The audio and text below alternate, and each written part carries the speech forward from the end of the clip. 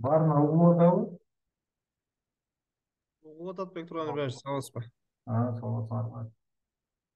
Урматтуу кесиптештер, анда баштай берели. Баарыңыздарды кутман таңыңыздар менен, жумуштун башталышы менен кирип келе жаткан 2024 жаңы жылыбыз менен баарыбыздарды мен ойлойм бул жылы өтө көп ийгиликтер жаралды. Айыл өкмөттөрдө, мэрияларда эң акыркы ийгилигибиз менен сиздер менен бөлүшүп, дагы маалыматтарды берип, сиздерден керектүү маалыматтарды алып, бюджеттер аралык маселе боюнча жергиликтүү бюджеттин киреше жагы, чыгашы жагы, мына ошол боюнча кыскача сиздер менен баарлашалы дегенбиз. Анткени мен акыркы жолу министр менен жолукканымда 31 экономго кетип калды деп октябрда жолуктум окшойт. экономго кетип калды. Эконом ошо 6 майына кетпесе керек дедим. Урматтуу кесиптештер, микрофондорду өчүрүп койсоңор. Рахмат. Акыркы жолу финансы министри менен биз 31 августта жолукканбыз. Ошондо бир топ маселелерди сүйлөшкөнбүз. Андан мурун мен Министерство финансовдун коллегиясында дагы доклад жасагам. Жергиликтүү бюджеттин проблемалары боюнча көп сунуштарды бергенбиз. Азыр акыркы 31 октябрда жолукканыбызда дагы бир топ маселелерди сүйлөштүк. Ошо жерлердеги ошо бюджетке тиешелүү көйгөйлөрдүн баарын чогултуп, ал киши менен талкуулап, жакшы бир чечимдерди чыгарышыбыз керек болуп атат да. Ал киши азыр биз менен жакшы баарлашып, жакшы мамиледе иш алып барып атат. Ошол жергиликтүү бюджет реформа жасайлы, эмнелерди жасаш керек, эмне кылыш керек, мына ошол сунушуңарды киргизгиле деп атат да. Ошондуктан бул мүмкүнчүлүктү колдонушубуз керекпиз. Колдонуп, сиздерден болгон сунуштардын баарысын чогултуп, керек болсо жерлерге да чыгып, баардык проблеманы жөнүндө чогултушубуз керек болуп атат. Ошол боюнча оюңарды бөлүшсөңөр, ошол боюнча сүйлөшсөк, эмне кылсак болот, кирешени кантип көтөрсөк болот, кандай көйгөйлөр болуп атат, казначейство менен барбы, райфин менен барбы, жергиликтүү бюджетти бекитүүдө барбы, мына ошол көйгөйлөрдү анткени биз ошого жараша азыр аналитика жүргүзүп, сунуштарыбызды даярдайбыз. Госзакупка боюнча эми баарыбыз белгилүү, БСК баарыбызга кыйынчылыктар жаратып атат. Азыр акыркы эме боюнча 10 миллионго чейин көтөрүп койду окшойт. Бирок баары бир көнүш өтө оор болуп атат. Андан сырткары жергиликтүү бюджеттин киреше жактарын дагы сиздер менен талкуулап кетишибиз керекпиз. Эмнеден көбөйтсөк болот. Налог с продажи азыр ошондо сунуш берип атабыз, 50%ке чейин жергиликтүү бюджетке берсек деген. Стимгрантты Замир Мамасадыков депутат, Жогорку Кеңештин депутатынын сунушу менен эмесин көтөргөнбүз.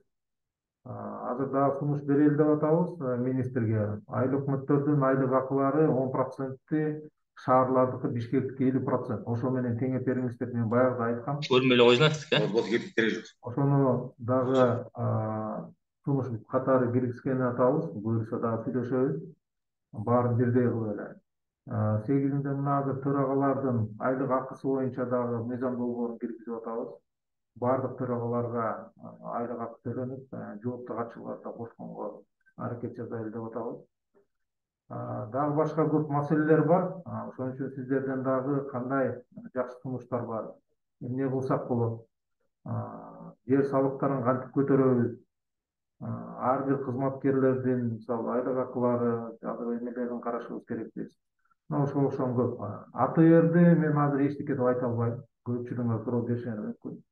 АТР боюнча биз да күтүп атабыз, кантип чечим болот. Качан башталат? Примерный губернаторлор өздөрү акимдер менен сүйлөшүп, схемаларын беришкен, бирок чечим чыга элек дагы эле. Госзакупка боюнча дагы айтыш кыйын, анткени аны өзгөртүш өтө кыйын. Ал боюнча өзүнчө талкуу жүргүзүш керек.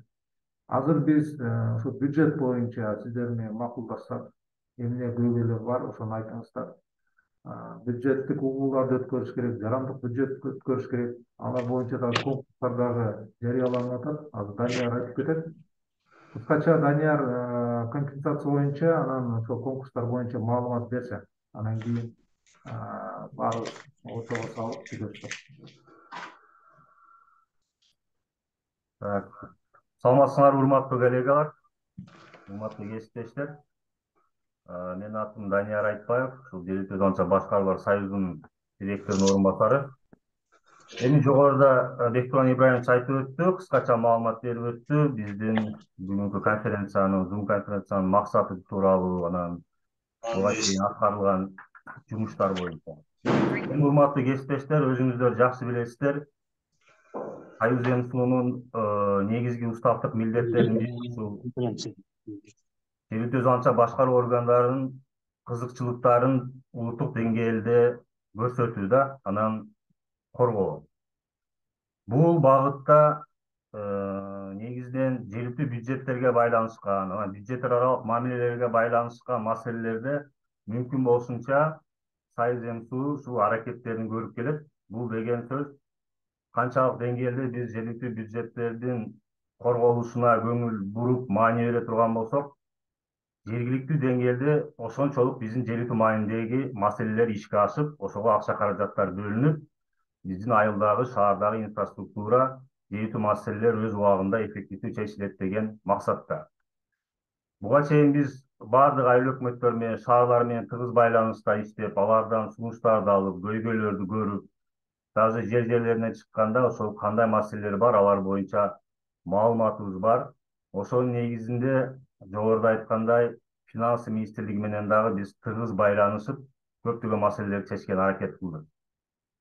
Мына алардын бири бул, өзүңүздөр билесиздер, 23-жылдын, ушул жылдын бюджети былтыры кабыл алынып жатканда жогорку кеңеште. Единый налогду билебиз баардыгыбыз, бирдиктүү салык. Ошол единый налогду 100% республикалык бюджетке алып койгон болчу. Бирок сиздер бюджеттин долбоорун финанс министрлигине бергенде единый налогду кошуп бергенсиздер. Единый налогдон түшүүлөрдүн суммасын көрсөтүп бергенсиздер. Бирок жогорку кеңешке баргандан кийин ал жерден өзгөрүлүп кетип, ал 100% республикалык бюджетке түшөт деп өзгөрүп калган. Ошонун негизинде биз финанс министрлигине кат жүзүндө дагы расмий кайрылганбыз, жолугушууларды дагы өткөргөнбүз. Мына айыл өкмөт, шаар мэриялары өздөрүнө пландап алган иш аракеттерди, бюджеттерине бирдиктүү салыктан суммаларды көрсөтүп бекитип алышкан. Бирок мыйзам кабыл алынганда өзгөрүү менен кабыл алынып калды. Демек, айыл өкмөттөр, шаарлар болжолдогон сумманы биз компенсация кылып беришибиз керек деп маселе көтөргөнбүз финанс министрлигинин алдында. Бирок тилекке каршы эми баягы бир аз узарып кетти. Эми ал маселе бул баягы түздөн түз эле салыктык түшүү эмес экен, компенсация болгондуктан ошол компенсациянын өлчөмү биринчи республикалык бюджетке түшкөндөн кийин, ошол акча чогулгандан кийин анан берилип жатат да, мындайча айтканда, жылдын аягы болуп калды чындыгында. Декабрь айы, бир ай мөөнөт калды. Ушул ноябрь айында мындай которулуп баштады да.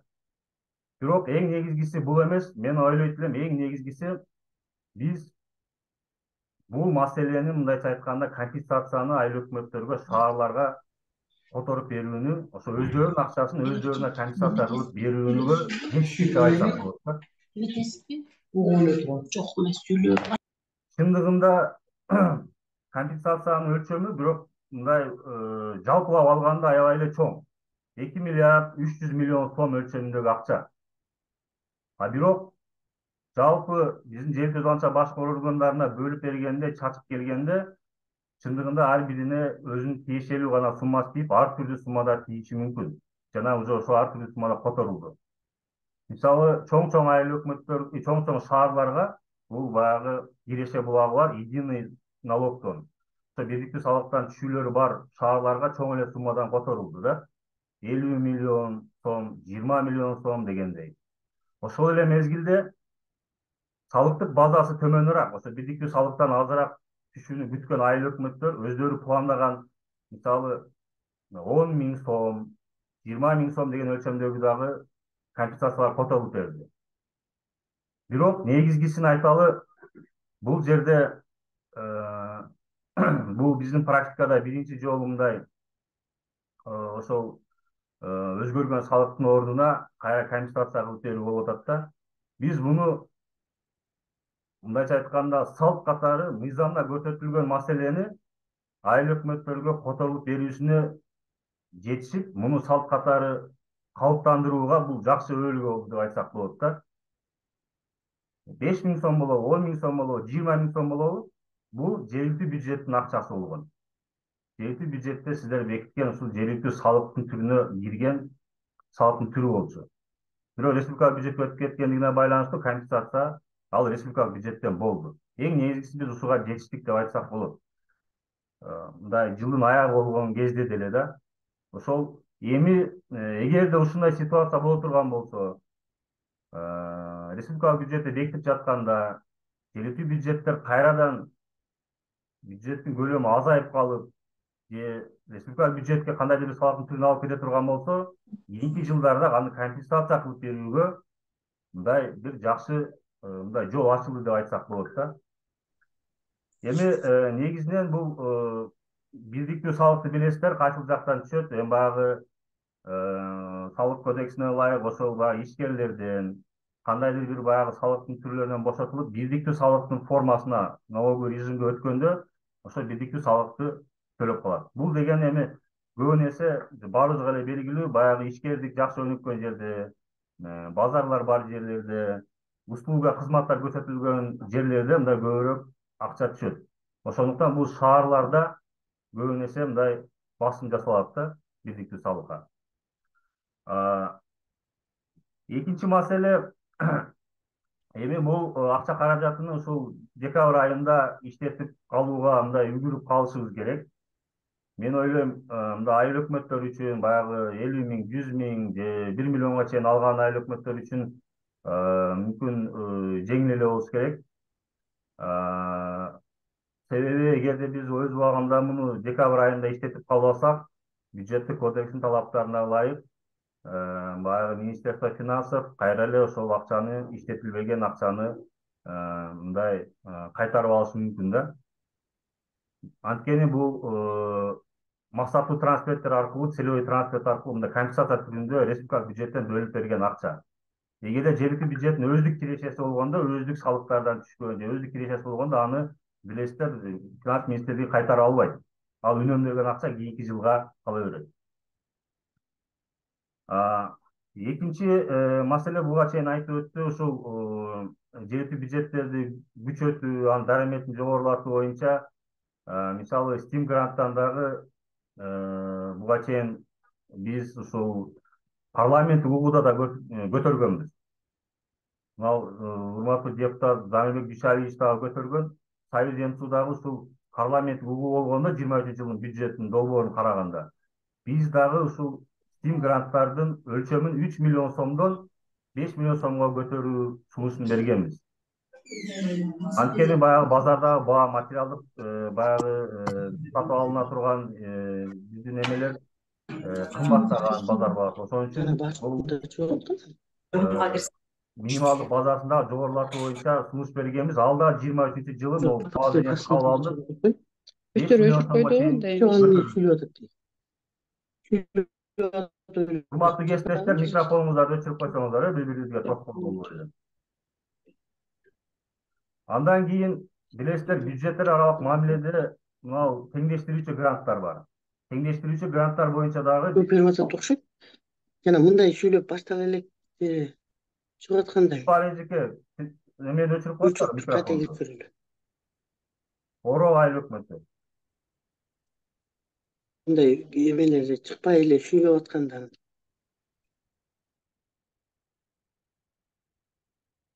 Так, теңдештирүүчү гранттар боюнча дагы маселе буга чейин дагы жаралып келген, урматтуу кесиптештер, билесиздер, теңдештирүүчү гранттын бөлүнүшү дагы мындай карап көрсөк, кээде анализ кылганда кошуна айыл өкмөтүбүз менен бирдей элебиз, бирок жанагы мектептердин саны, балдардын саны же башка кызмат көрсөтүүлөрдүн саны Бирок Вранюши гранттын өлчөмү ар бириники айырмаланып өзүнчө формула менен эсептелип келген. Биз дагы ошол формуланы жеңилдетүү боюнча сунуштарды берип, ал боюнча дагы жумуштар жүрүп жатат. Бирок могул маалымат катары 24-жылдын бюджетинин долбоорунда Финанс министрлигинин маалыматына ылайык теңдештирүүчү гранттар эми райондук деңгээлге түшүп, райондук деңгээлден бөлүнүп бериле турган болуп атат да. Бул деген буга чейин Финанс министрлиги өзү бул жакта Бишкекте бөлүнүп берилчү. Эми ошол Вранюши грантты райондук деңгээлге түшүрүп, райондук финанс башкармалыктары ошол формулага ылайык өздөрү бөлүп бере турган болуп, азыр чечим чыгып атат. Ошондуктан сиздерден дагы бир өтүнүч, бул практиканы эми 24-жылы кандай болот? Аны сиздер жеринде өзүңүздөр жакшы мындай ситуацияны билгендиктен ал боюнча дагы кийин биз сунуштарды алып, эгерде бул вариант туура эмес болгон болсо, биз өз кезегинде реакция кылып, Финанс министрлиги менен бул маселени дагы оңдоп түзөп кетүүгө аракет жасашыбыз керек. Анткени алар ушундай кадамга барып атышат да. Андан кийин максаттуу трансферттер, целевой трансферттер боюнча. Целевой трансферттер билесиздер, бул көбүнесе эсе баягы делегированный полномочияларга деп туруп, акча каражатын максаттуу трансферттердин ичинен республикалык бюджетте карашат. Бул делегированный полномочиялар боюнча дагы биз маселе көтөрүп, ушул бизде айыл өкмөттүн деңгээлинде, шаарлардын деңгээлинде көпчүлүк маселелер мындай ыйгарым укуктар тең бөлүнүп, так ажыратылган эмес. Ошондуктан кээ бир министерстволор менен, ведомстволор менен болгон иш аракеттерди так ажыратып, бюджеттерин так бөлүп бериңиздер деп биз мындай кат түрүндө дагы, расмий жолугушууларда дагы муну билдирип айтып атабыз. Азыр билесиздер, сиздерге улуттук стат комитетинин гана баягы адистеринин акчасы сол целевой трансферт менен өзүнчө бөлүнүп берилип жатат. Буга окшогон ыйгарым укуктар, делегированный полномочиялар аябай эле көп бүгүнкү күндө айыл өкмөт менен шаардык мэрияларда. Ошол маселелерди дагы ыйгарым укуктарды так ажыратып, биз бюджеттерге үнөмдүү мындай мамиле жасалуу деп Финанс министрлиги менен сүйлөшүп атабыз. Ушуга эле байланыштуу жакынкы күндөрү биз ушул культура менен, мисалы маданият чөйрөсүндөгү кызматкерлер боюнча ыйгарым укуктарды так ажыратуу боюнча мындай жакын арада жыйын дагы болот, мыйзам долбоору дагы иштелип чыгылган, ошонун талкуусу дагы болот. Ал жерде дагы биз ушул маданият тармагына бөлүнгөн акчалар боюнча, маданият тармагындагы маселелер, маданият тармагындагы кызматкерлердин эмгек акылары боюнча мындай бир так чечимге келип, бир мыйзам менен кабыл алалы деген бир сунуштар менен чыгып атабыз. Ошондуктан сиздерден баягы сиздер жерлерде күнүмдүк ушул өзүңөрдүн ишмердүүлүгүңүздөрдө бул менен өзүңүздөр мындай заниматься этип келесиздер, көйгөйлөрдү жакшы билесиздер. Ошол эле мезгилде биз билебиз, сиздерде сунуштар дагы көп. Биз ошол сунуштарды, бюджеттерге байланышкан сунуштардын баарын топтоп, жыйнап, азыр бул жерде биз протокол дагы жүргүзүп атабыз атайын. Ошол сиздерден келип түшкөн сунуштардын негизинде биз жакынкы арада, Бектурган Эбаевич айтып өткөндөй, Финанс министрлиги менен кайрадан жолугушуу болот. Ошол жолугушууда сиздер тараптан көтөрүлгөн маселелерди, көйгөйлөрдү биз айтып, ушул жакынкы арада чечкенге, же болбосо кандайдыр бир мыйзам актыларына өзгөртүү киргизүү керек болгон болсо, зарыл болгон болсо, аларга өзгөртүү, толуктоо киргизүү боюнча биз мыйзам долбоорлорун даярдап киргизишибиз керек. Анткени бул өзүңүздөргө белгилүү болгондой, баарыбызга эле ушул жергиликтүү бюджеттер аябай маанилүү, жергиликтүү маанилүү маселелерди чечүү үчүн. Ошол эле мезгилде ыйгарым укуктарды так ажыратып алсак, биз өзүбүздүн жумушка мындай жеңил болмок да. Сиздерден ушул багыттагы сунуштарды күтүп калабыз. Анан дагы бир айта турган маселе, жергиликтүү жана башкаруулардын союзу биздин өзүбүздүн өнөктөштөр менен биргеликте бюджеттерге байланышкан ошол бир конкурс уюштуруп жатканбыз. Бул ошол өзүңүздөр билесиздер, кээ бир айыл өкмөттөр буга чейин дагы жанагы жергиликтүү деңгээлде ошол коомдук улууларды бюджет боюнча, коомдук улууларды уюштуруу боюнча конкурстарга катышып келгенсиздер. Мынау июль, август айларында көпчүлүк айыл өкмөттөрдө, шаарларда алдыдагы 24-жылдын бюджетин долбоору боюнча коомдук бюджеттик угууларды өткөздүңүздөр. Ошол коомдук бюджеттик угууларды өткөрүү боюнча мыкты тажрыйбаларды аныктоо максатында конкурс уюштурулуп жатат. Ал конкурска жерлерде коомдук угууларды өткөргөн айыл өкмөттөр, шаарлар катышсаңыздар болот. Конкурста жеңүүчүлөргө атайын ушул мындай акчалай байгелер дагы коюлган. Эгерде конкурска катышып, сиздер өткөргөн коомдук угуулар натыйжалуу болду, эффективдүү, анан мыкты ушул тажрыйба катары тандалып алынган болсо, анда сиздерде биринчи орунду алгандарга 300 000 сомго чейинки өлчөмдөгү байге фонду каралган. Экинчи орунду алгандарга 250 000 сомго чейинки байге фонду. Үчүнчү орунду ээлегендер үчүн 200 000 сом өлчөмүндөгү байге фонду. Мындан сырткары баягы шыктандыруучу деп коебуз, шыктандыруучу сыйлык байге катары конкурска катышкан алдыңкы ар бир айыл өкмөттөргө, байгелүү орунга ээ болбогон айыл өкмөттөргө 55 000 сомдон мындай байге таралган. Бул эми негизгиси, бул конкурстун негизги максаты ушул жарандарды жергиликтүү бюджетти түзүүгө катыштыруу болуп саналат да. Ошондуктан мен ойлойм, конкурска катышып жакшы тажрыйбаңыздар болсо, ушул сынактан мындай байгелүү орундарга ээ болсоңуздар, сиздерге мүмкүнчүлүк бар. Мисалы 200 000 сом, 300 000 сом, же болбосо 250 000 сом деген дагы бул кээ бир айыл өкмөттөр үчүн чоң эле акча каражаты. Ал суммага дагы биз жакшы бир жумуштарды бүтүрүп алса болот да, айлык деңгээлде. Ошон үчүн сиздердин баарыңыздарды ушул конкурска катышууга дагы үндөп кетебиз. WhatsApp группаларга биз ушул конкурска катышуунун жол жоболору боюнча, анан даректери боюнча кимге кайсы документтерди тапшырыш керек, ал боюнча дагы биздин Союземсиздин WhatsApp группаларына таратып коебуз. Буга чейин дагы биз таратып берилген. Конкурс 14 ноябрда башталды, 14 декабрга чейин жүргүзүлөт. Демек, өтүнмөлөрдү, заявкаларды 14 декабрга чейин берсеңиздер болот. Бул жөнөкөй гана, жөнөкөй эле конкурс.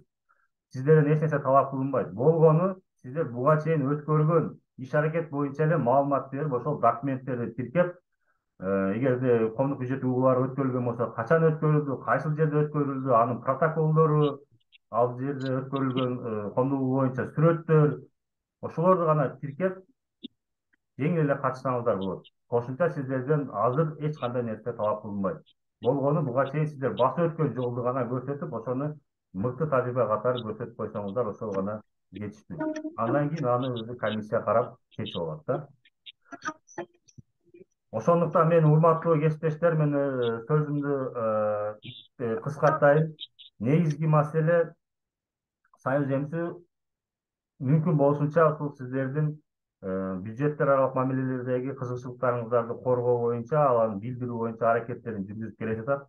Бирок бул процесс жөнөкөй процесс эмес, өзүңүздөр билесиздер. Акча каражатына байланыштуу болгондуктан, бюджеттерге байланыштуу болгондуктан бир аз убакытты, анан кийин бир аз мындай аракетти анан талап кылат да. Аракеттер болуп жатат. Бирок ошол менен эле бирге биз сиздерден сунуштарды күтүп калабыз. Сиздер сунуштар берсеңиздер, ошол сунуштардын негизинде биз бул жумушту жандандырып, мындан да активдештирип, анын жыйынтыгы боюнча андан кийин сиздер менен дагы жолугушууларда маалымат берип өтөбүз. Рахмат, кыскача ушундай. Рахмат, Данияр. Урматтуу кесиптештер, суроо жооп койдулу, кандай сунуштар бар, кандай көйгөйлөр бар. Акча каражаттары ТЭП башчыларынан тактадыңарбы? Келип түштүбү баарына? Geçe 1-2 aylık hükümetten sorasam уже düşüktür de o kompensasiya.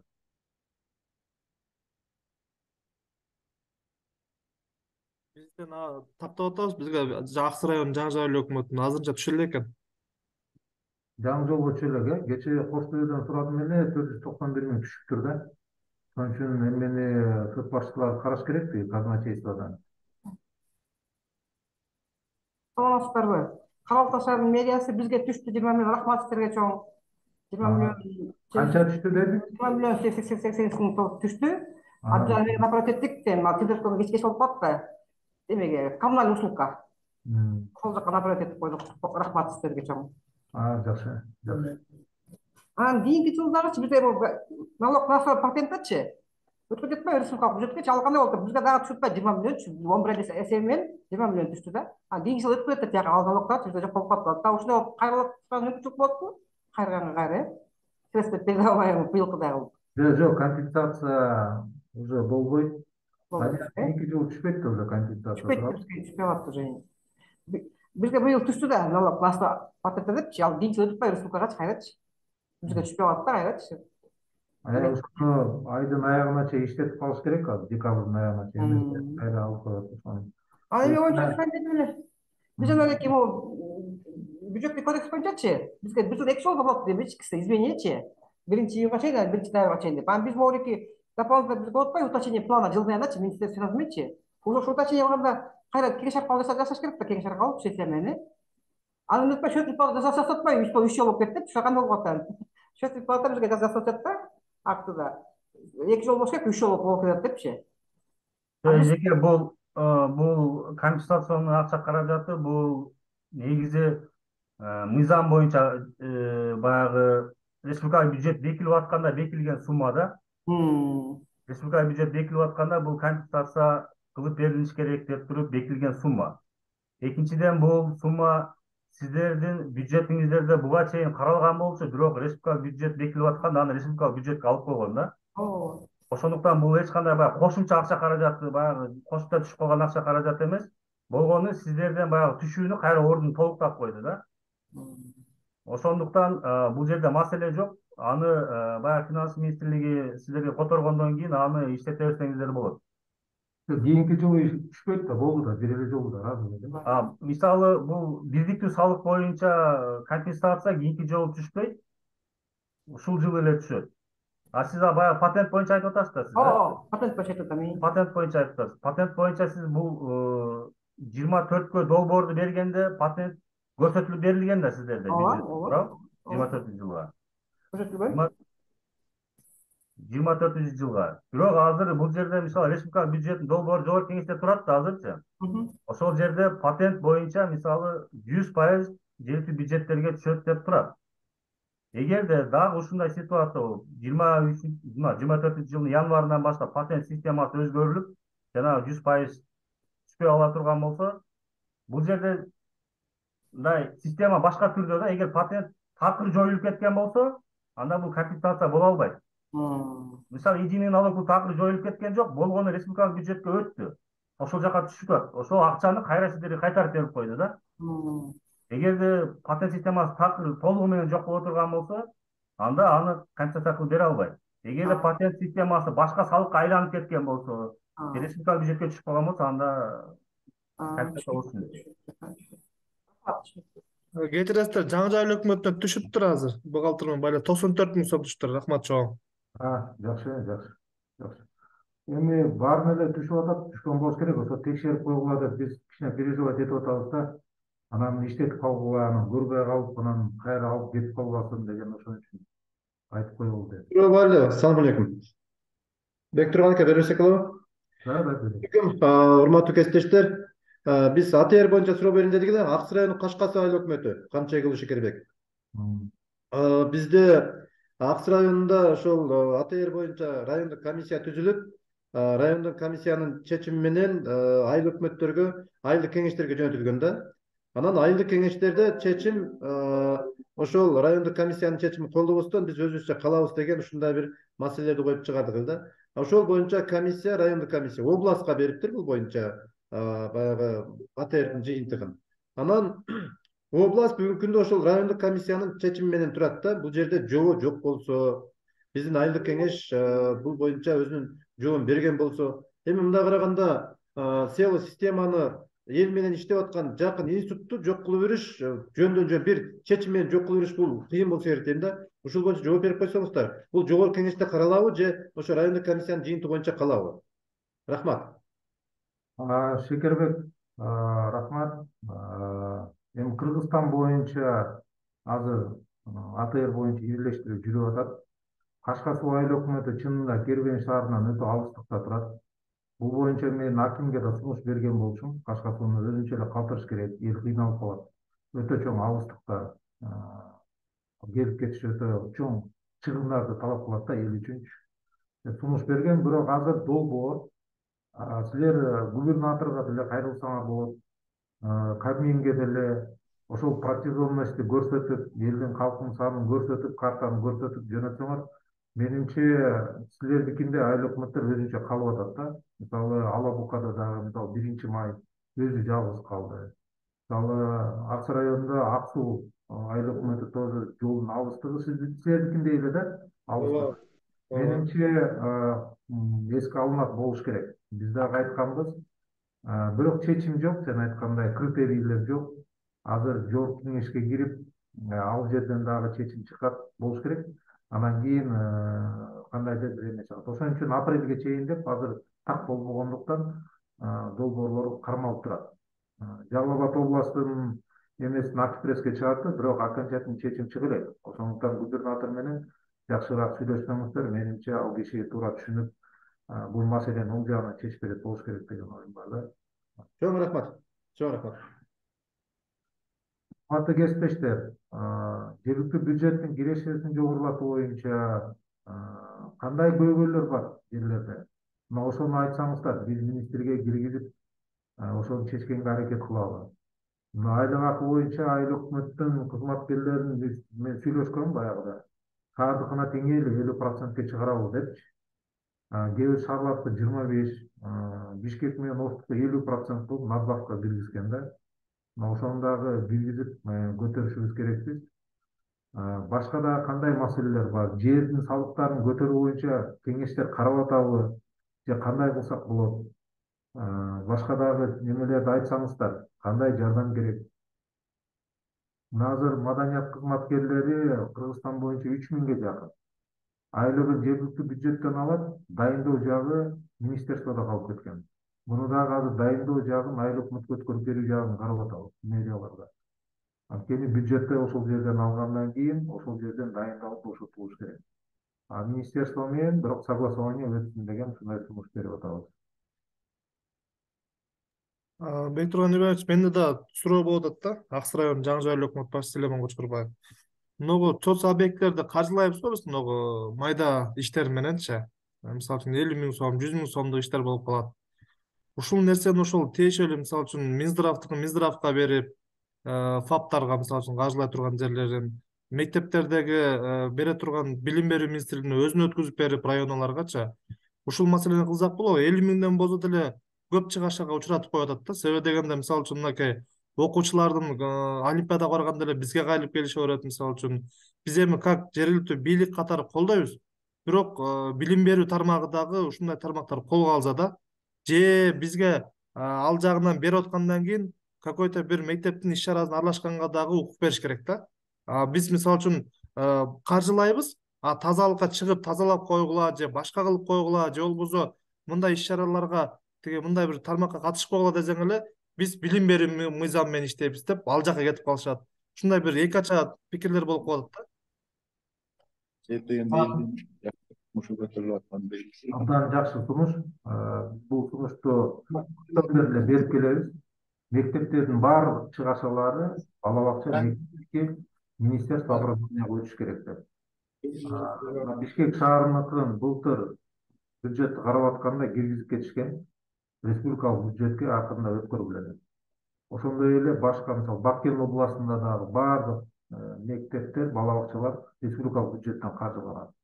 Ошондой эле биз дагы бергенбиз, анткени бир министерство баардык эмени караш керек. имарат айыл өкмөттү айлык акысы тигиз жакта бул мындай башаламан эки жактан тең финансирование кетет да бул жерде. Республикалык бюджеттен да келет, анан жергиликтүү бюджеттен да келет. Бирок бул маселебиз азырынча жылбай жатат, биз бирок көтөрүп атабыз. Кайра бизге оорчулук жаратып, быйыл республикалык бюджетке киргизип атышат жаңы курулуп аткан бала бакчаларды кызматкерлердин айлык акысына жергиликтүү бюджеттен каржылайтындар депчи. Бул боюнча да министр менен сүйлөшкөнбүз. Каражат жетишсиз болот. Бунун источниктер табышыбыз керек деп биз сунуш берип атабыз. Эмесе өтө эле кыйналып калат. Кээ бир бала бакчаларда 30, 40, 50ге чейин кызматкерлер иштейт. Эч ким эртең курганга кызыктар болбой калат. Элдин проблемасы чечилбей калат. Деп ошол боюнча дагы азыр сүйлөшүүлөр жүргүзүп атабыз. Мына ошондуктан сиздерден көбүрөөк сунуштарды берсеңиздер, мына азыр мектеп боюнча болду, дагы башка кандай көйгөйлөр. Анткени силер бербесеңер биз бул жерден центрден биле албайбыз. Активдүү катышып баардык мэрлерге айттык эле, көпчүлүгү жок болуп атат. Вице мэрлер, айыл өкмөт башчылары, ФЭП башчылары ичинде баардык көйгөйлөрдү чыгарышыбыз керек. Эмне чече албайбыз бул жерде? Кайсы маселени алып келиш керек экенин. Дагы бир катар эле бир суроо берип коеюнчу. Бизде азыр могу 2023-түн чыгашыбыз боюнча иштеткиле баардыгын жасагыла, тигиндей кыла, мындай кыла деп тапшырмалар келип атат да. Былтыркыга окшоп ушул калдык сумма калып калса дагы наркы жылда проблема жаратпайбы ушул маселе? Себеби дегенде мисалы үчүн азыр биз тендерлер бүт кечеңдеп атат да. Ал биздин колубузда эмес экен да. Тендер аркылуу кечеңдеп, мисалы үчүн миллиондоп же 2 миллиондоп акча калып калышы ыктымал бар. Бизге окшогон айыл өкмөттөр бар. Бул жылы калган калдык сумманы кийинки жылга дагы бир иш-чара кылып иштетебиз. Эгерде биз бул жылы калдык сумманын баарын иштетип салсак, кийинки 2024-кө мисалы үчүн иш кыла албай калышыбыз дагы мүмкүн да, көп нерселерди. Ошон үчүн биз план менен кылабыз. Азыр бизге тапшырма кайра келип атат, ушул калтырбагыла, тазалагыла, иштеткиле деп. Тендер болсо ага жол бербей атат, мисалы үчүн. Калтырбай иштеткенгечи. Данияр,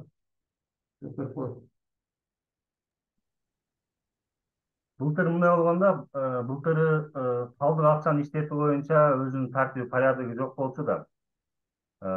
Финанс министрлиги ошондуктан өзүнчө бир порядок эме кабыл алганга чейин, өзүнчө бул жакта тартип иштеп чыкканга чейин деп аны калдык акчаны иштетүү боюнча мындай токтотуп турган да. Быйылкы жылы андай болбойт.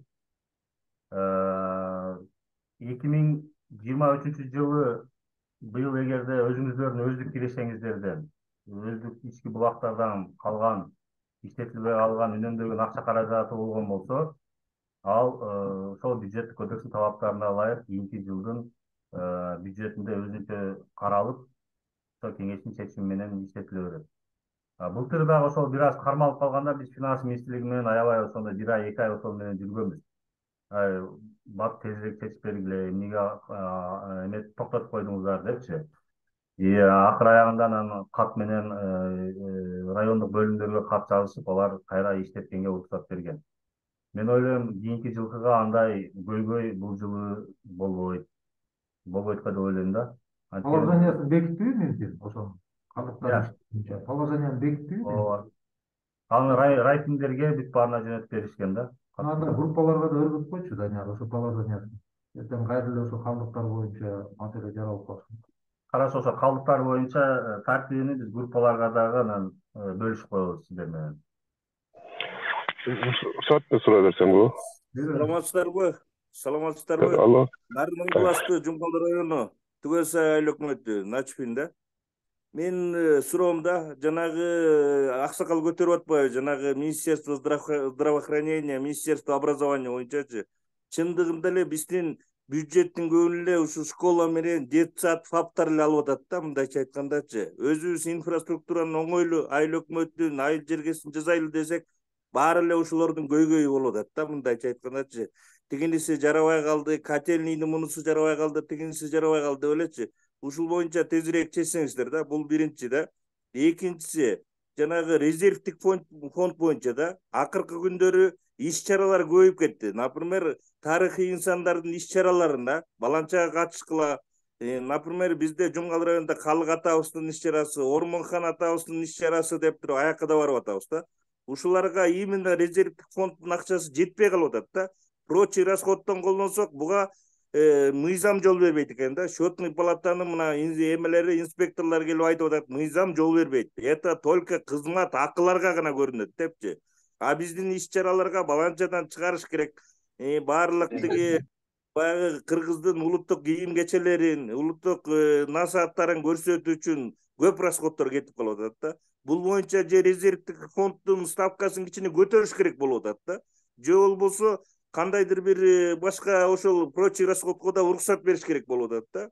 Ушу көйгөй аябай жаралып атат да, мындайча айткандачы. Биздин айыл өкмөттөр анча эле дотацияда турат, акча тыйындарыбыз бар эле, жалаң эле ушундай расходторго чыгым болуп кетип атат да. Рахмат, абдан жакшы маселени көтөрдүңүз да, Данияр жазып алып, ошолордун баарын изилдеп чыгышыбыз керек экен.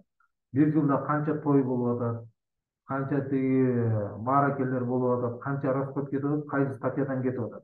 Бюджеттин классификацияда барбы, жокпу? Ошолордун баарын изилдешибиз керек болуп атат. Министрге мен ыраазычылык билдирем, Алмаз Кушпековичке.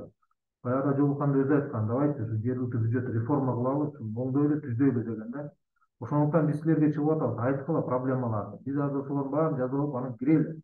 Кирип туруп министрге айтабыз, давайте комиссия түзөлү дагы, ар бир областтан бир экиден айыл өкмөт ичин барып карап келели. Бүт эсептейли. Бүт барып калкы чыгып калат. Биз берип атабыз деп атасыңар, бирок башка министрликтер нагрузканы өтө көбөйтүп, жергиликтүү бюджетти тытып салып атат. Анын жергиликтүү маанилүү маселени чечилбей эле, кайра эле мамлекеттик органдардын проблемасын чечип атабыз деп биз айттык. Ошон үчүн азыр могу жерге силерге чыкканыбыз ошон үчүн айткыла, эмне кылабыз, кайсы жерлер, кайсы проблема. Азыр жакшы айтып кеттиңер. Мааракелерди биз мына до конца аягына чыккан жокпуз да. Жергиликтүү маанидеги же мамлекеттик маанидеги. Эгер мамлекеттик маанидеги болсо, анда пусть мамлекеттик органдар республикалык бюджеттен каржы.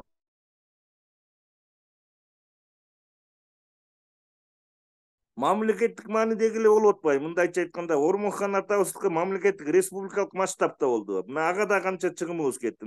Халык атабызда ушундай республикалык маанидеги иш-чараларга деле, аш-чараларга кетип атпайбы? Расходдун баары элечи, мындайча айтканда, акча тыйыныбызчы. Анан өзүбүзгө баягы жетпейт иштикке. Анан плюс эле жанагы образование менен ушул Министерство здравоохранения. Бул атайын Кулов аксакалдын колу менен бекитилген токтомдо именно кайсы статьяларды Министерство образования каржылайт, кайсы статьяларды жергиликтүү бюджет каржылайт деп жазылып турат да. Аны көрсөтсөк да, аны деле угууга вообще булар эметпейт экен да. Эмне көйгөй болсо эле биринчи жергиликтүү бюджет айыл өкмөткө келет. И командировочный балдар спортивный тиги соревнованияга барса дагы именно айыл өкмөткө келет. Эми каяк жагына түтөбүз да бул боюнча да. Ушул боюнча маселени көтөрүш керек болот. Рахмат. Суроо берсем болобу? Майыл өкмөтү, атым Кубанычбек Рыскулов. Менде мындай суроо болуп атат да. Жылдын аягында ар бир айыл өкмөт келечекте прогноз кылат да доходу жөнүндөчү. Канча доход калды тигүү депчи. Анан ошондо эле уже билинет да, прогноз боюнча мынча акча калыпты да, мынча акча түшөт депчи. В данный момент мисалы бизде с превышением чыгып атабыз да. Бул эми сөздүн ачыгы недоимкалар бар. Анан транспорт налогу, допустим, планга башында көрсөтүлөт да, мынча миң деп планда көрсөтөбүз. Бирок кийинки убакта транспорт немеси көбөйүп, 2 эже 3 эже көбөйүп атат да уже айылда. Аны менен бизге доход көп түшүп атат. Биз буга райфинге кайрылып атабыз. Кеңештин чечимин чыгарып туруп, мынча акча түштү доход. Биз ушуну быйыл эле освоение кылып алайык десек, аябай бюрократический бир көп нерселерде мен ушу акчаларыбызды, өзүбүздүн акчабызды өзүбүз колдоно албай, через райфин, анан менсин деп эле уже күндөрдү өткүзүп атабыз. Бүгүнкү күндө уже декабрь болуп калды. Анан ашыктуу калп айтпасам миллиондогон акчабыз тур да. Бул пландан тышкары, жанагы ар бир жылга берилген пландан тышкары. Биз ошону райфинг түшүндүм.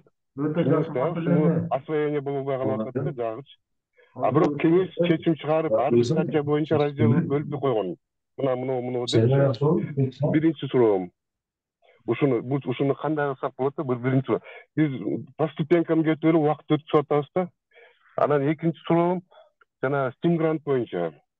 Тоже мына 1-декабрь карата Steam грантты баарыбыз эметип атпайбызбы? Ошо Steam грантта бир пунктуна мен ушу түшүнбөй атам да, райфин менен келише албай элечи. Алар анткени биз райфинге өтсөбүз да. бул жерде көрсөтүп атат, что силер 3 миллиондон ашкандан кийин проекттин долбоордун суммасы автоматически 50%ке отурасыңар деп. То есть өздүк салым 50%ке деп көрсөтүп атпайбы?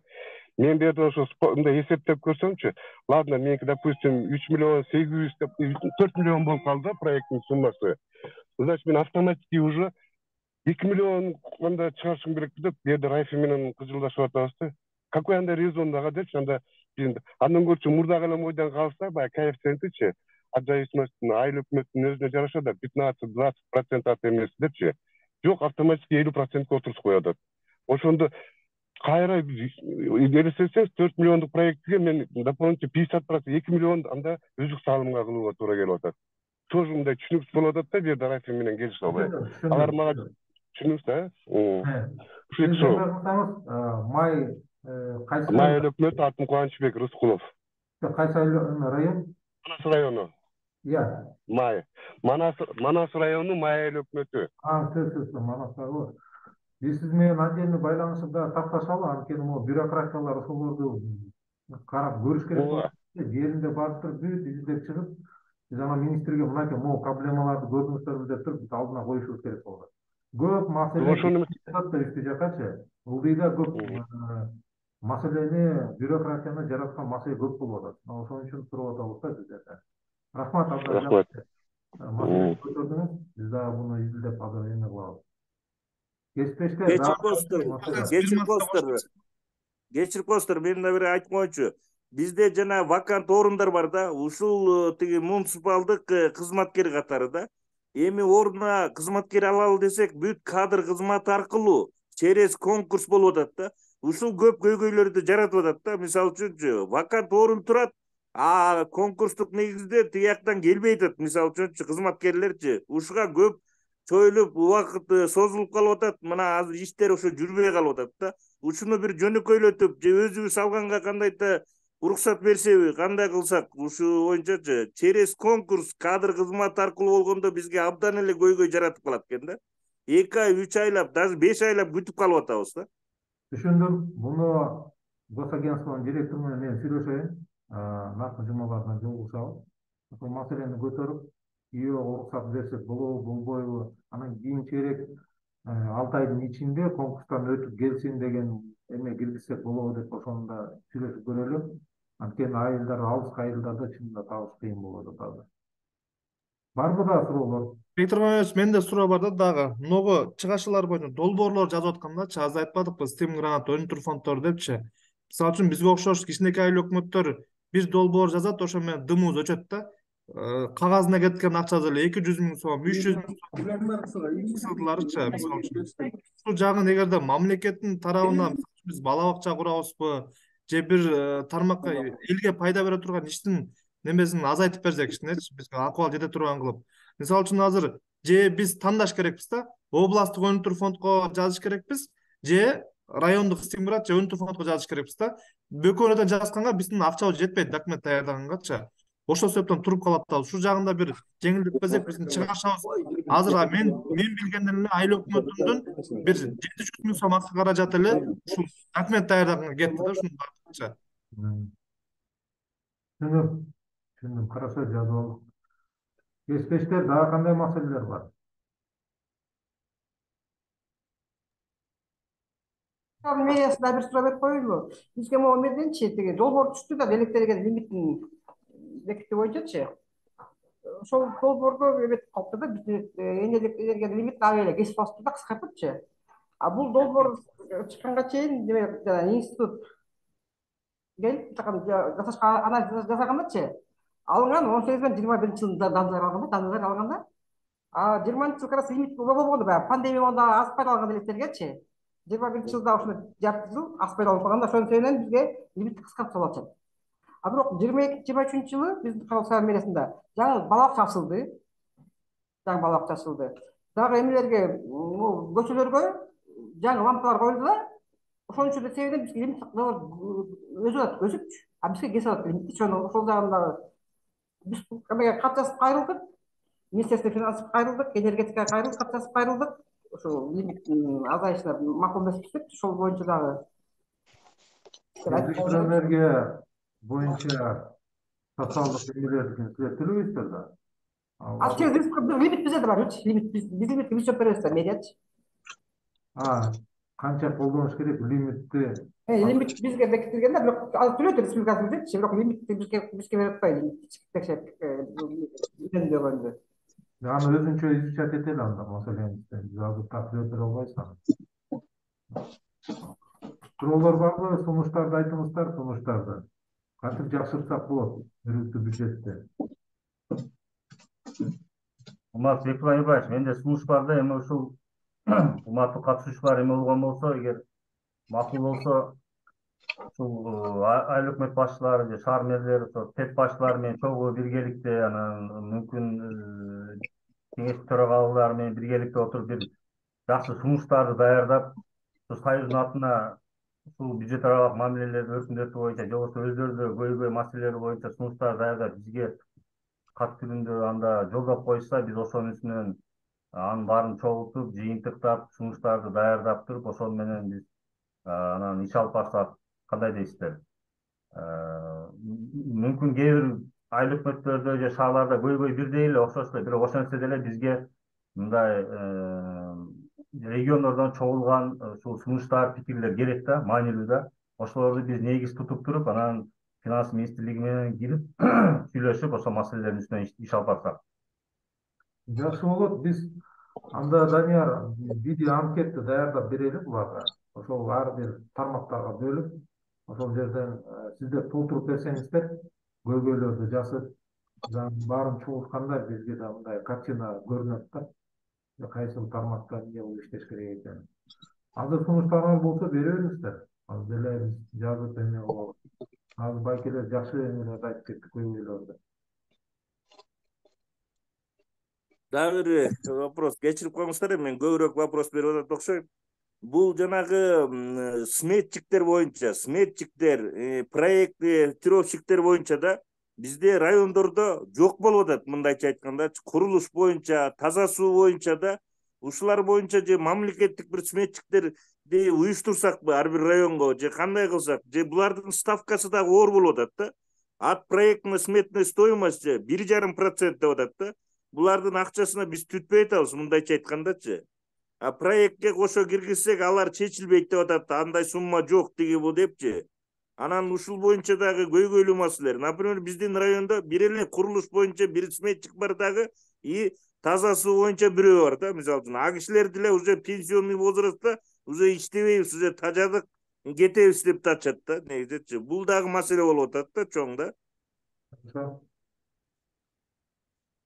Эске алалы мындагы маселе, бул дагы штат ачыш керекпи, же кандай кылыш керек, мындагы архитектура менен конференция өткөрүп чечиш керек да, же кадрларды көбөйтүп бергиле деп. Суроолор болсо бериңиздер, сунуштар болсо, көйгөйлөр болсо айтыңыздар да. Киреше салыктан сырткары айыл өкмөттөр жергиликтүү өз алынча башка органдарына кошумча киреше табуу бир мүмкүнчүлүгүн да карап көрсөк да. Мен баягы сунуш кылат элем. Мисалы үчүн баягы өзүбүздүн жерлер бар. Ошолорго бир иштетүү баягы өзүбүз иштетип айыл өкмөт себеби дегенде тиги арендага гана бере алат экенбиз. Жана бир кыйратып бир акча болбойт экен. Мисалы үчүн бизде азыр кайракы жерлерден же ушул жерлерден бердик, 100 гектар берсек, эми алыстыгына, суудун жоктугуна байлап туруп 55 миң сом болуп атат да. Андан көрө өзүбүз ошол жерде иштетип туруп, жок дегенде бедеги койсок деле 1 миллион 2 миллион акча түшүп турмак айыл өкмөтүбүзгө доход болупчу. Бир ушундай кошумча табуу булактарын дагы бир түзүп берсек, мыйзамга андай сунуштарды киргизип турупчу. Ушул жагында сунушту айта элем да. Айдарке мэриясы сунушуңузду айтыңыз.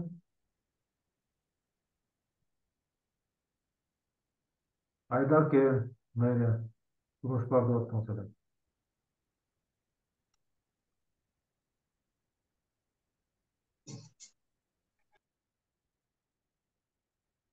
Алмаз угулбай жатат.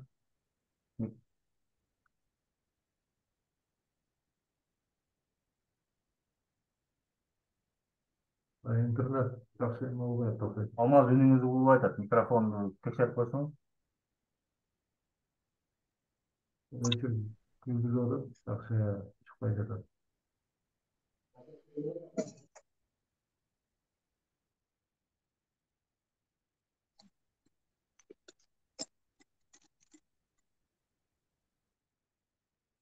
Башка дагы суроолор болсо бериңиздер. Убактыбыз аяктап калды. Урматтуу кесиптештер, ФЭП башчылары отурат бул жерде дагы. Сиздерден да суранып кетебиз. Союз МСУ негизги булактардын бири бул мүчөлүк акылар. Биз 1 сомдон 5 сомго чейин деп айыл өкмөттөр өздөрү карап беришкен. Анан атайын бюджеттик классификацияда дагы бул көрсөтүлгөн. Көпчүлүгү ошо бюджеттик классификацияга туура эмес койбой коюшат экен да, анан прочин менен киргизип барганда казначействодон, райфинден анан каршылыктар болуп атат. Сондуктан атайын бюджеттик классификацияда көрсөтүлгөн, биз келишимди түзүп атканда да белгилеп кеткенбиз. Биздин замир менен, адистер менен да байланышсаңыздар айтып берет. Ошол жерге кийинки жылды карап атканда эле коюп кетсеңиздер жеңилирээк болот да кийин отургон үчүн. Анан ошол жылдын башында эле которуп берсеңиздер бизге да жеңил болот. Айлык акылардын барып майда жарым жылдан кийин баштап атат. Өтө көп сурангандан кийин түшүп атат. Биз да планировать эте албай жатабыз жумушту. Азыр эптеп донорлордун жардамы менен кармап турабыз.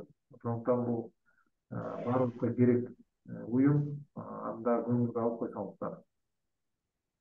Сунуштар болсо бериңиздер. Болбосо жазып койсоңуздар болот. Карап турабыз. Bir суроо берип коеюн акыркы. Сурообу же кандай болуп калат эле май айлап кетти мына ошо. Но бизде мана Талас областында АТР иши болот деп эле келатат. Анан ошо кийинки жылга да ушул азыр кызык болуп атат да өкмөттөрдүн арасында дачы. Ушуну АТРдин бир конкретный датасы али чыкпай эле кызык болуп атабыз да. Азыр 24-жылга иш планды пландаштырабыз десек, ошол да бир жагынан кичине таасир эткен ойлондурат экен да. Ошол жагы жөнүндө дегимде конкреттүү маалымат болбой атат да АТР боюнча. Талас регионунда. Кыргызстан боюнча эле маалымат жок болуп атат. Биз эле күтүп атабыз, туруп атабыз. Мына чыгат деп апрелге чейин деп коюшту, эми белгисиз. Может эртең чыгып калабы. Ошон үчүн биз да эчтеке деп айта албай жатабыз. Азыр кандай болду ошондой эле планировать этип бюджеттерди карай бериңиздер. То анан эртең жылып кетсе дагы проблема болот. Ошон үчүн карап кете бериңиздер, анан кошулуп кете берет. Уже мамлекеттик органдар жардам берет да. Сунуштар. Саламатсыздарбы? Айдаркен медиасы угулуп атабы эми? Кем угулду, Интернетибиз слабый болуп чыга албай жатабыз, жакшысыздар. Менде бир кандай десем эми сунушпу же суроо белгисинде дагы эле болсо керек. Мына азыр налог боюнча көрүп атасыздар да, мисалы бирдиктүү салыкка өтсүн деп атат жердеги магазиндердичи. Анан кийин алар патентте иштеп жүргөндө 1200 берки соцфонду кошулуп 1700 төлөп аткан да. Азыр если бирдиктүү салыкка өтүшсө алар 161 формада жанагы ежемесячныйды да төлөп калат экен да. Соцфонд подоходду төлөгөндө эле алардык уже 4700 сомго чыгып калып ататчы. Андан тышкары бирдиктүү салыктын выручкасынан айына 4% төлөгүлө деп атат. Ошолорду түшүнүктүү жеткирбегендиги үчүн азыр мына президент өзү айтып атат, жана телевизордон да чыгып атат. 8 миллионго чейин силер эчтемке төлөбөйсүңөр депчи. Анан келип бизде бул жерлерде элдер келип тополон кылып атат да, биз төлөбөшүбүз керек деп. Булар айына жанагы соцфонд мемелерин төлөгөндө дагы алардыкы көбөйүп кетип атат. Ошого сунуш катары мына налог органдары окууларды уюштуруп айтса ошого окшогондорду. Жакшы сунуш экен. Эгерде сиздер ФЭП башчылары же болбосо салык киреше боюнча адистериңер баарын чогултсаңар, биз налоговый менен сүйлөшүп эле баарын түшүндүрүп бере турган адисин алып келип отуруп коелу. Мына азыр 70 адам эле катышып атат. 500дөн ашык эмелерге мүмкүнчүлүк түшкөн зумдан эч ким кирбей жатат. Жеринде барып өтүш үчүн өтө кымбатка турат. Анда тура түшүнүш керек. 1 сааттык маселе үчүн өтө көп каражатты иштетиш керек. Эгерде керек десеңиздер, биз налоговый боюнча ошолорду түшүндүрүү боюнча анткени эртең адистер чыгып, сиздер айткандай единый налог же патент сурап башташат да, аларды түшүндүрө ала турган болуш керек. Биз өткөрүп берели, Zoom менен эле. Налоговыйдан алып келип, ошол түшүндүрүп баарын айтып бере алат да. Ооба, ушуну өткөрсөңүздөр жакшы болот. Себеби азыр биринчи очередте баардыгы эле эми доход да. Эми доход болбосо каяктагы расход, туурабы? Ошого эми доход кандай түшүрүш керек, ошолор боюнча налоговый көп өткөрүп турбаса, азыр мына налоговийлер менен да сүйлөшсөм, алар айтышат, биз мына налоговый кодекс жаңыланды, бир жылда 2 жолтон жаңыланып атат, эч бир айтышпай же жаңысынын артынан жетишпейбиз, кайсынын менен иштешибизди да билбей жатабыз деп булар да олтурат же баш катып. Ошого ушул маселени тез арада чечип, мындай ыңгайлаштырып берсе жакшы болот. Сүйлөшөлү анда, могу декабрьчи мүмкүнчүлүк таап, ошол азыр могу жаңы жылдан ЭТТ кирсе көп маселе жаралат да. Ошон үчүн эми аракет кылалы анда, Рахмат. Иштериңизге ийгилик. Алло, саламатсыздарбы? Тааныштырып коебуз. Биз Базар Коронун району 5-чы айыл өкмөтүнөн суроо берип жатат элем. Биздин сурообуз мына БСК боюнча да. БСКда азыр көп эле айыл өкмөттөрдө ушу проблема болуп атат окшойт. БСКда ушу кече мен МСУдан окудум. 10 миллион сомдон ашкан сумма БСК менен болот деген, ошо туурабы деп сурайын дегем. БСК боюнча ооба банковский сопровождение 10 миллиондо жок экенбизге. Ошо эмени жүрөт го, өкмөттүн тескемеси жүрөт. Ошол тескемеге ылайык алып барасыңар, ошо кичине көтөрүп жеңилдик берип атат да. 10 миллион сомго чейин БСКсы жок эле өткөрө беребиз да, расходторду. По-моему, да, азыр ошондой, мен да так адис эмесмин бул боюнча. Саламатсызбы? Уруксатпы, мен жооп берип коеюн. Адилет, сен барсың, жооп берип койчу. Саламатсыздарбы, кесиптештер. 23 ноябрда министрлер кабинетинин тескемеси чыккан. Ошол жерде курулуш иштери болсо 10 миллион сомго чейин суммада БСК колдонбосоңуз болот. 10 миллион сомдон жогору болсо сөзсүз түрдө банктык коштоо жүргүзүлөт да. Ал эми товар болсо мыйзамдын чегинде эле 5 миллионго чейин. Рахмат. Рахмат. Суроолор, сунуштар жок болсо анда Zoom'ду аягына чыгара берели анда, урматтуу кесиптештер. Ошол баардык айыл өкмөттөргө, мэрияларга дагы бир жолу айтып кетем. Азыр компенсацияны единый налогтукун 23-жылы түшпөгөн эметке түштү. Текшерип, жылдын аягына чейин иштетип калганга билдиргүлө. Анан эртең кайра кетип калды, кайра алып койду деп анан маселе болуп калбасын. Ошол анан кийин коомдук бюджет угун өткөрүш керек. Элди чогултуп эле бюджетти жөнөкөй тилде түшүндүрүп берип, сүрөткө тартып эле конкурска жөнөтүп койсоңуздар, жок дегенде 250 миң, 300 миң алдагы доход катары кирет. Мүмкүнчүлүктөр көп. Карагыла ошол жагында катышкыла. 14-декабрга чейин бүт өткөргөн материалдарга жөнөтүп койгула. Анан биз анкета кылып туруп баарыңарга жөнөтөлү. Көйгөйлөрдүн баарысын жазып, бизге жөнөтүп койсоңуздар, бизге аналитикага азыр бүт маселенин баарын карап чыгып, керек болсо жер-жерлерге барып билдеп, анан министерствого билдиришибиз керек. Антип отура берсек, проблема кайталана берет. Эмнеде да көпчүлүгү мунчукпай койду, көбү билет проблемаларды айтпай коюшту. Ичинде көп бюрократиялык, коррупционный көп маселелер бар. Ошолорду тартымга айтыш керек, аны чечпесек болбойт. Баарыңыздарга рахмат катышып бергениңиздерге. Группалардан колдон келишинче дагы маалыматтарды беребиз. Сунуштарыңар болсо ошол жерге да жазсаңыздар жакшы болот. Анда жакшы калыңыздар. Жаңы жылды жакшы өткөрүп, кийинки жылга жакшы ниеттер менен, жакшы ойлор менен кадам таштайлы. Рахмат кызматташканыңыз үчүн. Рахмат жоңузга, Бектур Айбарович. Ишиңизге ийгилик, баары сай жамсаа ийгилик.